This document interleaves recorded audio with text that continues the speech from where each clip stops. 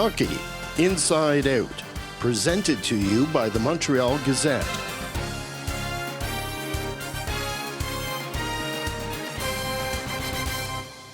Welcome to the Hockey Inside Out Show. I'm Montreal Gazette sports editor Stu Cowan, joined by regulars Chris Nyland and Jack Todd. And a very special guest this week, we have Kerry Fraser, the former NHL referee, now with a popular blog on TSN, making the calls. Kerry, what would you say to Senators fans who say the referees cost them the series against the Canadiens? Well, I would say that the referees are human. It's a human error. There was a better way to approach it, to get to the net, but nonetheless, you got to lick your wounds. They had a great season. They finished strong, and good days are on the horizon for that club. Now, the call, Chris Lee's quick whistle that disallowed the goal in Ottawa. Have you, as a player, remember a call happening like that, or yeah, or what was your Fraser. reaction? Kerry always was the center of all the. No, off the top of my head, I can't remember, but. Listen, it's difficult. The referee's in a position where he doesn't see the puck, right? He doesn't see the puck. You lose a puck like that. Price sold it that he had it, and he makes the call. Another thing I think we failed to look at, there was a lot of crap happening after whistles in that game. After whistle, come pushing, punching, and it had escalated a little bit. And I think the ref wanted to just, let's whistle it down. No one's there yet, and we'll calm things down. So. Listen, if that was a call going against Montreal, I would have said, hee-haw.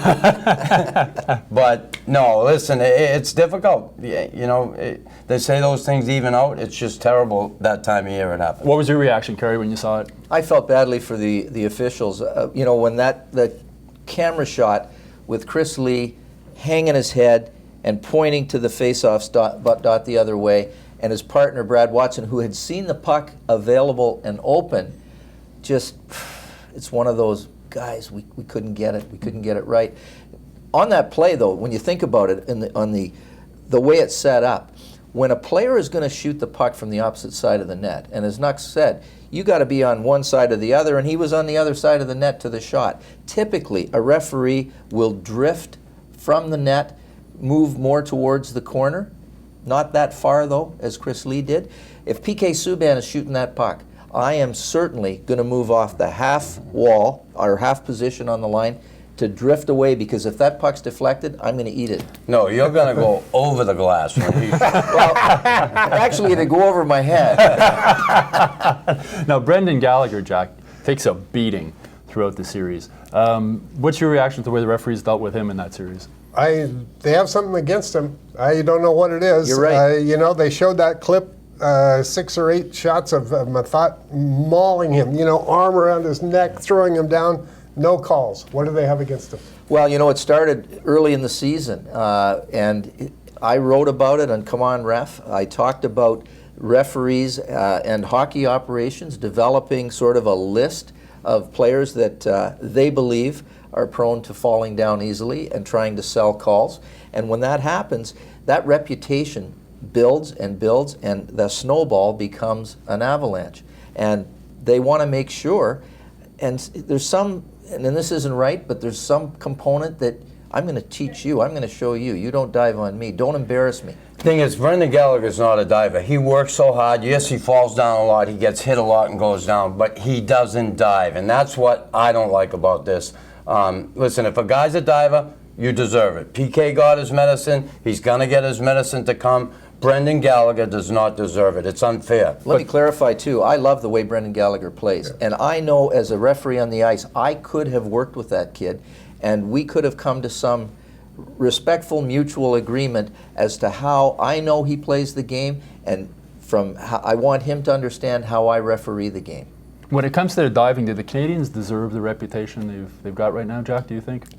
To me, they don't. I see actually the most egregious instance I can think of is a guy who really doesn't dive, but he did in the playoffs last year, Plekanec, against the Rangers. I think he was just so desperate to win that series. PK, I don't know. If he does, he's pretty good at it. Obviously, the league thinks he does. I agree with Chris, though. Gallagher, I don't think does. He's small. He gets knocked down. I would, if I were officiating, I would like him because the guy's always grinning. Yeah. He doesn't whine. It doesn't matter what happens to him. He's not over at the rev. Did you see what Mathot did to me? I don't get it. Jack, you know what this brings to light, though, is that the referees don't have the ability, like we did, to communicate. You used to tell me what you thought of me, and I'd tell you back. At least we communicated. Yeah, no, you were good to me. There were times, I was pissed off at you, and I wanted to give you my 2 cents. And it wasn't always, I'm going to give you 10 minutes because you're talking to me that way. But, if you give me the warning, then I'm going to shut up. But there were times you'd say things to me to settle me down or say, hey, watch out. This game's going to be a tough Why game. is the Use your communication head. not there now? Well, because one, they took the names off the back. I had a player, a captain of a team, come to me one time and say, "Hey, what's your partner's name?" He didn't know his name.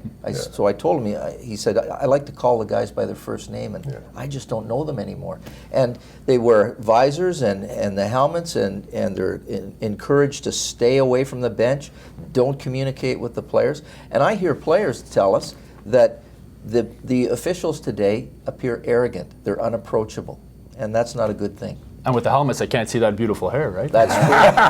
That's why I quit. I figured that had something to do with it. With Max Pacioretty out, upper body injury, concussion, or whatever, is it a sign that is the game getting too fast now, Chris? Do you think, with the new rules and the way it's been I opened don't know, up? too fast. It's just systems. Everybody plays such a structured game in order to win. Coaches put the structure in. We got to play good defense to win. And you look at, people say Max, the injury, this and that. He had 2 goals in that series. He's not being himself. Stamkos, 3 assists. Come on, one of the best goal scorers in the league. Ovechkin, he's battled. He had some tough games, but he's not lighting it up. It's not so easy to score out there in the playoffs. There is no room. I say there's no room. It's fast, but it wouldn't be so bad if you had a little bit more room in that hockey rink. There's just no room out there to operate. We'll be right back after a short break.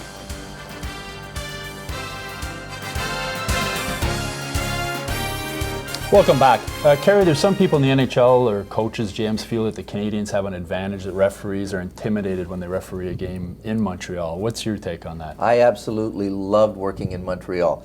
The tradition and history of the franchise. When I walked into the old Forum, I could feel something special. When I walked into the Bell Center, I actually had the first game in the Bell Center with the Rangers. I picked up the first puck at the first whistle to give to Ronald Corey after the game. This franchise is amazing, the tradition and the history of it. And I feel that as a fan as much as a referee. And the energy that's created in the building by the fans is unlike anywhere else in the league. So why would you not want to be part of that? It stimulates players, it stimulates and should stimulate referees as well, not to be intimidated, but to be the best they can be. When you watch the game today, Chris, the red line taken out, is there some of the new rules that you don't like? I don't like the fact that guys fight with visors on. I don't like the instigator rule. Usually guys are willing to fight that are going to fight. I don't like the fact that guys can't take their helmet off and fight. I think it's stupid that they punch each other in visors. Listen, you used to be able, when you fought a guy, you might hit the helmet, okay? But now you're punching a visor, and I just think it's ludicrous. I think those should change, but fighting's being phased out. There's no question that at some point we'll no longer see it in the game. Now, Jack, in the Ottawa series, there was the PK Subban slash on Stone. In your opinion, was that a major penalty in a game misconduct? Well, this is something that bothers me that I would like to ask him about. What bothered me wasn't so much is it a major or isn't it a major. What bothered me is that they've taken away the discretion from the ref. If a major is going to be a game misconduct, haven't they taken away one of your weapons then? Well, in other words, you have the discretion of giving him the 5 minutes or giving him the 5 minutes and the game. Where there's injury that results, or apparent injury, and the referees aren't doctors, they have to make a decision in the short span of time to determine whether or not there was an injury on the play. And that apparent injury is what the referee quickly decided based on the reaction of the player. I would have liked to have had a look at his wrist before he blasted off the ice. I want to inspect it. I'm not going to look in a guy's mouth. The thing that bugs me the most, though, guys, are the rules that aren't enforced. We just had a Game 7 in Washington the other night. There were multiple infractions that took place. Ovechkin's was the most egregious when he took Hickey in from behind and plowed his head into the glass. He followed his numbers all the way from the high slot, and finished a check on a vulnerable player. No penalty on the play, and then a rabbit gets pulled out of the hat with 2:38 about left in the game for a roughing penalty. And there were multiple infractions that were let go. Either let it go or call it the way. I personally want to see the rules enforced. That's the first line of defense and deterrent for players not to commit high hits and dangerous plays. But in the playoffs, you must have liked it when the refs let it go. Yeah, but we're talking about a different era, and again, back in the day, it was like, I almost loved being out there in the last 30 seconds of the game, taking a face-off in my zone, and being with that group, because if they ever got the puck to the net, you could do anything you want. You could give them the Dunsey Dubois, right on the bat. You could break your stick. You could chop someone. You could punch someone in the head. You ain't scoring that goal. There's no way it's going in the net, and I'm going to stop you. And you see that somewhat, but the rules have changed, and I agree with Kerry. They have to enforce them. People, remember when they first started calling the hooking on? Everybody's like, 10 penalties a game, but they've kind of weeded it out, right? And until they really start to enforce them, you're going to have these issues constantly, and there's so many different referees. But when you see a guy get a suspension for something that wasn't called, to me, Chris could correct me if I'm wrong here, but to me, the best message to the players, the 2 minutes or the 5 minutes or whatever he gets right then, it means more than the suspension later. Yeah. That's the first line of defense. If you're protecting a guy's head, protect it then, not 3 days later from the league office. Guys, what bothered me over the last few years since I've been out is watching plays where you have to know the difference as a referee between a 2-minute penalty, a 5-minute major, and a match penalty. And I saw plays, one had happened in Montreal. Scotty Gomez got hit from behind, driven into the board's face first by Myers from Buffalo. Myers got a 2-minute boarding penalty. It was wicked. I looked at it, I'm watching the game live, and I went, oh my God.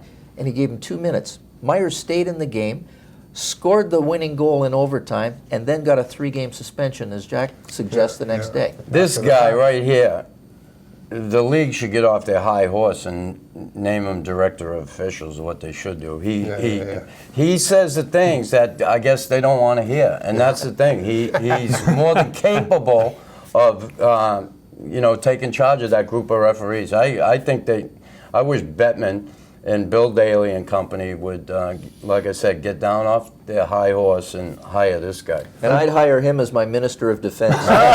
Your bodyguard. I'm coming along. Do you see a day when maybe the coaches get a challenge flag like in the NFL? For sure. It's needed. I've, for 4 years now, lobbied with my blog and publicly on Nuck's radio show that the toughest call that the officials have to make is goalie interference, the enforcement of Rule 69. In that crowd, in that crash to the net, depending on the side of the net that the referee is on, he can't tell whether the player was pushed, shoved, interfered with the goalie, or didn't. And they have to make that call, not hockey ops off in a room in Toronto. They're all good people. They were good players, but they've never refereed a game in their career. This is a call that the referees have to make, and that's why finally they're going to put a tablet in the penalty box for the referees to determine the validity of goalie interference. Back to the Canadiens for a second now. With Michel Therrien, you wrote a column this week saying that he deserves the credit for the Canadian success. What kind of feedback did you get on that? Oh, all kinds of Hate mail. Oh, Jesus. I can't, people just go on and on, ranting and ranting and ranting. If it wasn't for him, this would be a good team. I said, Jesus, Murphy, they got 110 points. They went to the Eastern Final last year. There's things, I'm not a fan of dump and chase either, but my argument was he uses what he has. He has Price, he has a strong defense, and that's what he coaches to. And, to me, you don't argue with success. The argument is, how many games did you win? Now, Kerry, in this city, you're remembered for that infamous bench minor to Michel Therrien. What's your take when you see him now compared to when I he was agree from with then? Jack completely. I think Michel Therrien has made a transformation. He's gained experience. He went through the Pittsburgh situation, trying to deal with some stars. He is a much better coach, and I think he's done a good job with this team. The thing that I notice, he's an emotional guy. Michel Bergeron was an emotional guy. You saw it from them. They were flary, flamboyant. He now tempers it, and that's the mark of a good coach, knowing when and when not to. explode. I saw him a few times the other night biting the tongue. Oh, was he ever? Once he kind of went like that, but there was no. But that's good, self-control. Yeah. Well, that's it for this week's show. Thanks very much, Kerry, for joining us. We'll see you again next week back on Hockey Inside Out.